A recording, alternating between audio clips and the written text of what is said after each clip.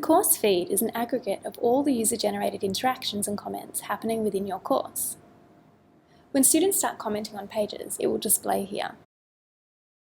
This is an example from the Canva course.